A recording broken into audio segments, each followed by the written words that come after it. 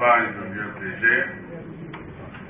je voudrais aussi, au nom de l'UFR, vous remercier d'avoir accepté rapidement ce point de presse. Nous avons souhaité vous rencontrer pour vous présenter cette alliance. Cette alliance qui fait couler beaucoup d'encre et de salive. Je voudrais à la suite du docteur Fofana dire ceci. Notre pays vient de connaître le premier tour de l'élection présidentielle. Nous sommes dans l'attente du deuxième tour. Or, cette élection est la première de notre histoire, tout le monde l'a souligné.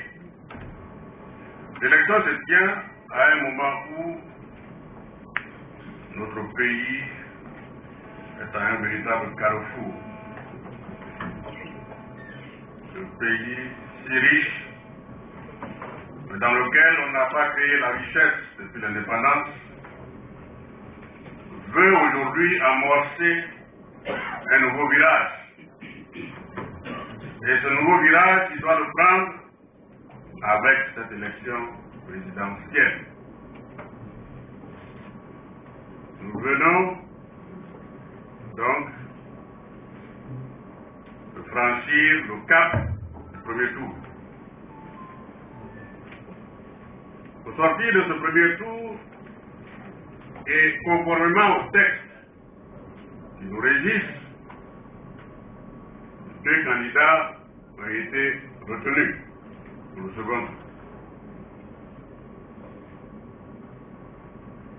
Malheureusement, pour nous, nous sommes classés troisième, ou on nous a classés troisième.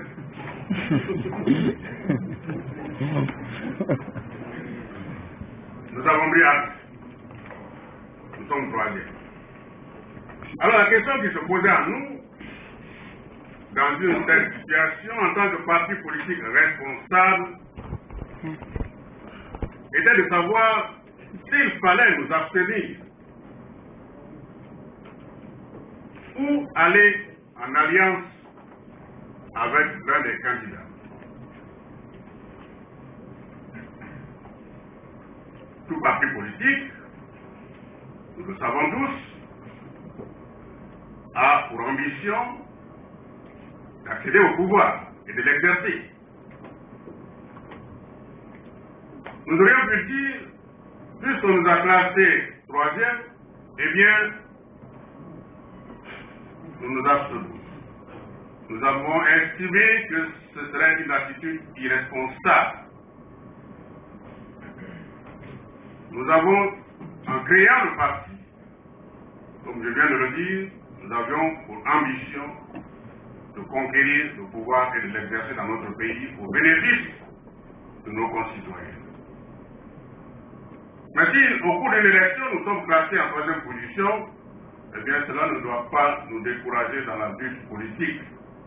La lutte politique n'est pas une course de vitesse, c'est une course de fond.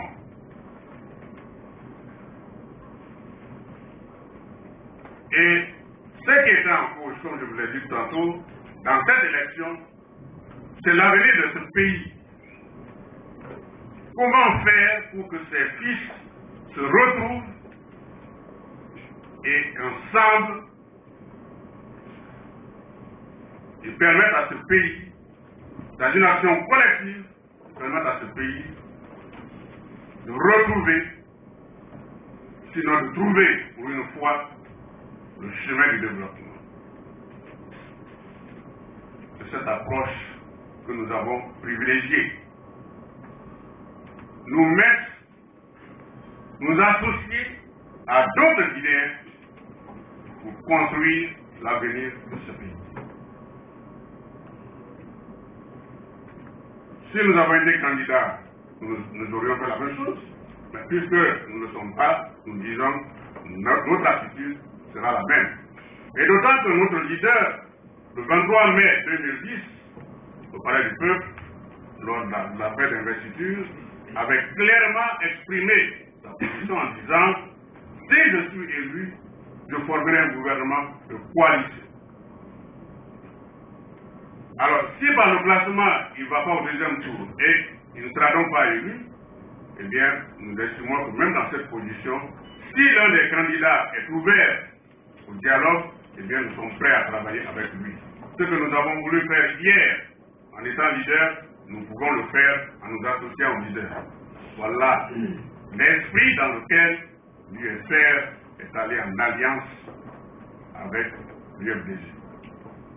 Étant précisé que nous avons discuté avec les deux candidats. Mais l'UFDG nous a créé les conditions favorables d'une collaboration dans l'intérêt supérieur de ce pays. Et le seul intérêt supérieur de ce pays. Alors, nous ne comprenons pas toute cette agitation stérile que l'on a enregistrée, ou que l'on enregistre encore dans notre pays. Docteur Gouvernement, vous avez parlé tout à l'heure de ces personnes qui se prennent la carte de façon imaginaire pour parler au nom du parti. Moi, avec qui vous parle, l'un d'entre eux, un certain Camara Antoine, qui s'appelle Camara Antoine, m'a pris pendant près de 20 minutes au téléphone en train de me convaincre de la bêtise que nous allions commettre en signant une alliance avec l'UFDG. Ce qui nous a préoccupés à l'UFR, ce n'était pas l'ethnie de l'un ou de l'autre, de l'origine de l'un ou de l'autre. Ce qui nous a préoccupés, nous avons deux candidats qui ont été retenus pour le second tour, lequel est disposé à s'associer à nous pour construire ce pays. Voilà la préoccupation que nous avons eue. Et comme je viens de vous dire, nous avons fait cette alliance avec l'UFDG, avec le tollé que cela a soulevé. Ce qui veut donc dire d'ailleurs que l'UFR, c'est un parti. Voilà. Merci beaucoup. C'est un parti avec lequel il faut compter dans le. Rien ne pourra se faire sans l'UFR. Voilà ce que cette réaction a démontré aux yeux de tous les Guinéens. Comme l'a dit tout à l'heure le docteur. Voilà. On a eu, bien avant le résultat de la Cour suprême, on a eu plus d'une dizaine de candidats qui avaient rallié le candidat du FDJ. Personne n'en a parlé. Pourquoi tout ce tapage, pourquoi ce tollé? Je ne dirais même pas un tollé, mais je dirais plutôt un tohu-bohu. Parce que tout ce qui est avancé est incohérent. Vous n'êtes pas à l'intérieur d'un parti, mais vous estimez que ce parti, le leader de ce parti, a décidé sans ses militants. Vous n'en avez aucune preuve. Vous ne connaissez pas le fonctionnement interne de l'UFR et vous vous mettez à la place des militants de l'UFR pour parler. Je ne veux pas m'étendre dessus, docteur Bona a été très clair sur la question. Ce que nous avons fait, nous l'avons fait dans l'intérêt du pays. Parce que nous estimons qu'aujourd'hui, la Guinée a besoin d'un véritable sursaut national. C'est des partis de courants divers. Des partis qui sont composés d'éléments divers de la société guinéenne, que ces partis se retrouvent. C'est ça qui peut nous réaliser le sursaut national qui va nous permettre de conduire ce pays. Ce n'est pas en regroupant dans une alliance des partis ou des candidats, en tout cas, originaires d'une même région. Le sursaut national, je peux vous l'assurer, avec le soutien du peuple de Guinée, nous le réussirons. Nous le réussirons parce que les bases de notre alliance sont claires. Les bases de notre alliance sont faites, sont constituées de ce qui peut conforter